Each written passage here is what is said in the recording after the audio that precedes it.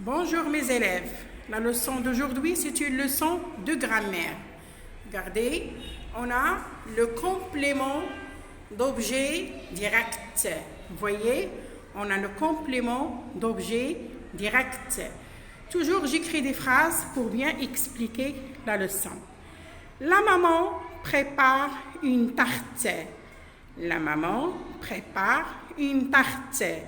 La question que je pose, et pourquoi d'abord on l'appelle complément d'objet direct? Parce qu'il complète le verbe. Il complète le verbe. Je dis la maman prépare. La maman prépare quoi? La question que je pose, c'est quoi? Et je vais chercher la réponse. La maman prépare quoi? La maman prépare une tarte. Alors, une tarte, c'est le complément d'objet direct et c'est un groupe nominal. Vous voyez? Regardez la deuxième phrase. Elle repose son livre sur la table. Alors, comme je viens de le dire, elle repose quoi? Elle repose son livre. Elle repose son livre. La question que je pose, c'est quoi? C'est comme la première phrase. Aussi, on a quoi? Alors, son livre, c'est un complément d'objet direct. Je ne peux pas le supprimer. Je ne peux pas enlever dans la phrase « il repose sur la table ». Il repose quoi? On ne peut pas le supprimer. Regardez la troisième phrase. Nous avons rencontré la maîtresse. Nous avons rencontré qui? Nous avons rencontré qui? Nous avons rencontré la maîtresse. Alors, dans les trois phrases, on a souligné une tarte, son livre, la maîtresse.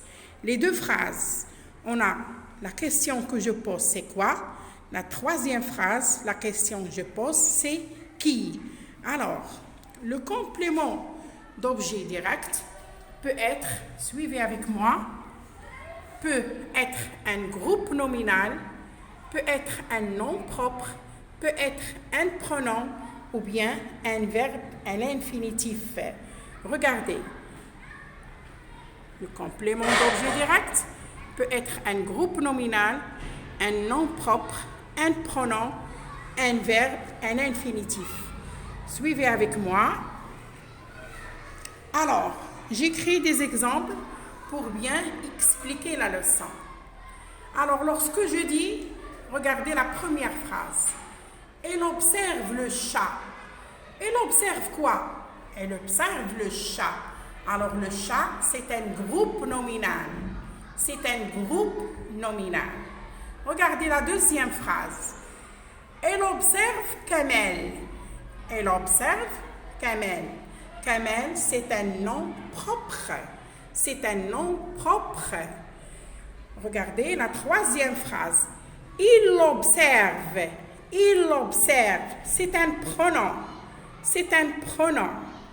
La quatrième phrase. Elle aime parler. Elle aime parler. Parler aussi, c'est un verbe, un infinitif. Et aussi, c'est un complément d'objet direct. Elle aime quoi? Elle aime parler. Il observe. Il observe quoi? Il observe ici qui? Il observe Kamel. Elle observe qui? Elle observe le chat.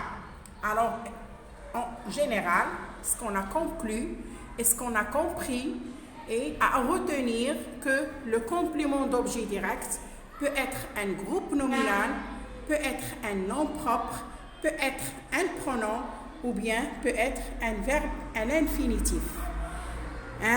Vous voyez bien, les phrases, les exemples sont devant vous.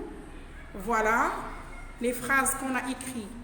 La première fois, le complément d'objet direct souligné et la façon comment j'explique la leçon. Et voilà, il y a aussi un schéma ici qui nous montre comment je travaille le complément d'objet direct. J'espère, mes élèves, que vous avez bien compris la leçon d'aujourd'hui. Et au revoir. N'oubliez pas d'activer la cloche j'aime et abonner. Et au revoir, mes chers élèves.